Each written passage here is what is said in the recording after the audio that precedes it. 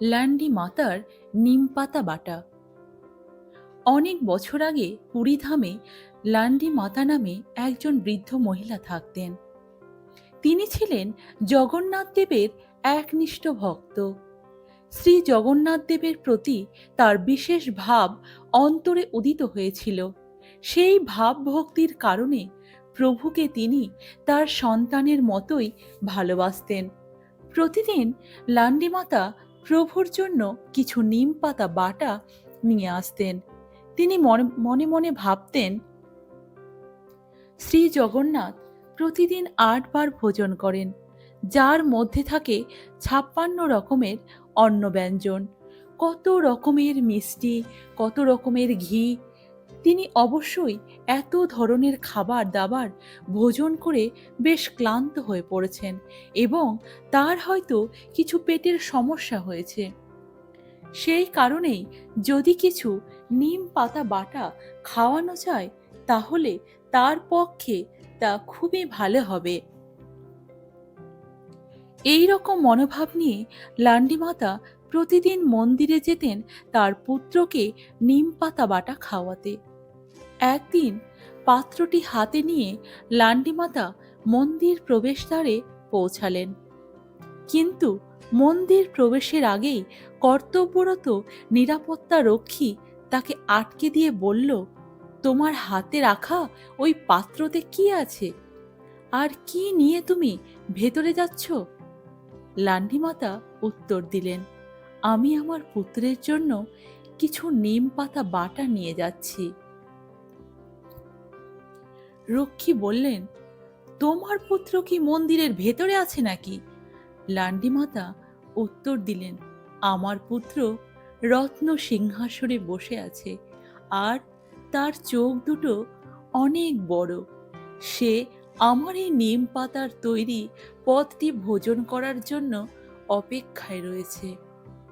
আমাকে ভেতরে যেতে দাও। রক্ষী রেগে গিয়ে বৃদ্ধাকে বলল, তুমি কি পাগল হয়ে গেছো নাকি, যে বলছো জগন্নাথ দেব তোমার সন্তান? প্রভু জগন্নাথ দেবকে কত রকমের অন্ন ব্যঞ্জন নিবেদন করা হয়, তা কি তুমি জানো না? তা কি তোমার জানা নেই? তোমার কি মনে হয় সেই সব ভোজন করে তিনি তৃপ্ত নন? তিনি কেবল তোমার ওই নিম পাতা বাটা খাওয়ার জন্য অপেক্ষা করছেন? নিরাপত্তা রক্ষী লান্ডি মাতাকে মন্দিরের মধ্যে যেতেই দিল না। উল্টে নিম পাতা বাটার পাত্রটি ধাক্কা দিয়ে নিচে ফেলে দিলেন।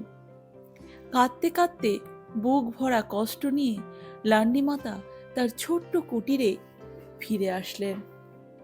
আমার ছেলে নিশ্চয়ই আমার এই নিম পাতার জন্য অপেক্ষা করে বসে আছে, এমন ভাবতে ভাবতে তিনি কান্না করতে লাগলেন।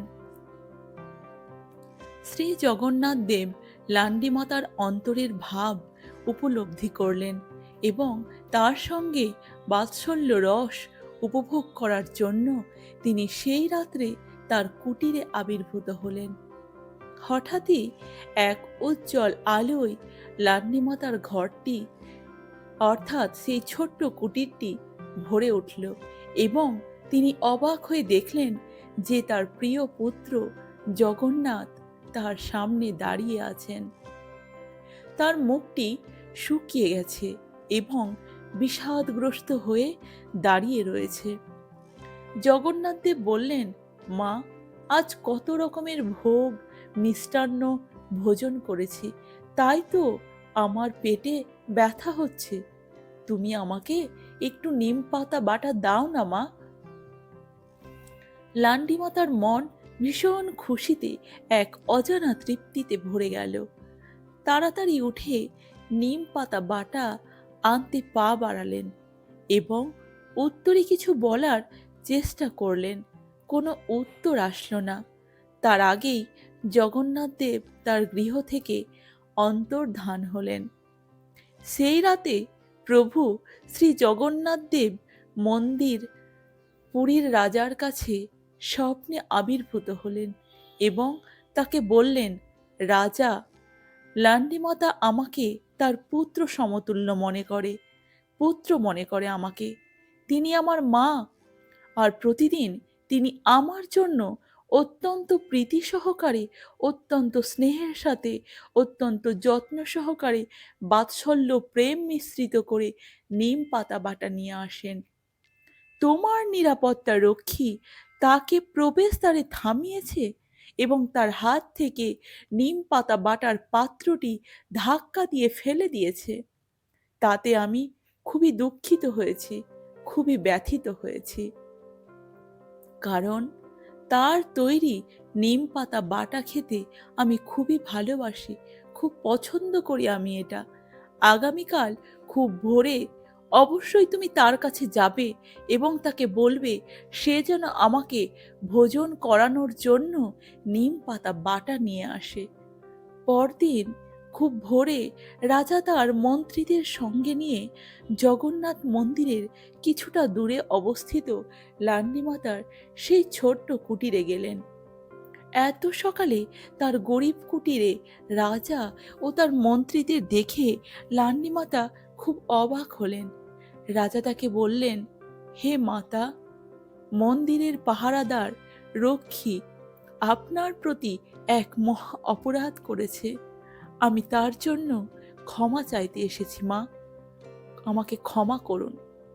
আপনার হাতে তৈরি নিম পাতা বাটা শ্রী জগন্নাথ দেবের প্রভুর খুবই পছন্দ।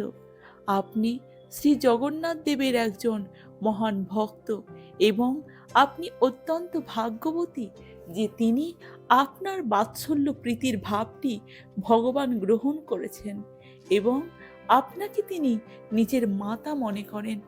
আজ থেকে আপনার কুটিরটি লান্ডিমাতা মঠ নামে প্রসিদ্ধ হবে, চারিদিকে প্রচারিত হবে। এই স্থানটি একটি পবিত্র তীর্থস্থান হিসাবে প্রতিষ্ঠিত হবে। এই পৃথিবীতে আপনি যতদিন থাকবেন প্রতিদিন আপনি শ্রী জগন্নাথ দেব অর্থাৎ প্রভুর জন্য নিম পাতা বাটা খাওয়াবেন। এমনকি আপনি দেহত্যাগ করার পরেও আপনার স্মৃতিতে শ্রী জগন্নাথ দেবকে এই পদটি নিবেদন করা হবে। রাজার কাছ থেকে এমন কথা শুনে লান্ডিমাতা তার সৌভাগ্যের কথা ভেবে খুবই আনন্দিত হলেন। ভক্তের আনন্দে আনন্দিত হলেন স্বয়ং ভগবান জগন্নাথ দেব। এখন নিম পাতা বাটার পরিবর্তে জগন্নাথ দেব 56 ব্যঞ্জন পদ ভোজন করার পর তিতা ভোগ নামে একটি পদ ভোজন করেন এবং তারপর মিঠি জল বা মিষ্টি জল পান করেন।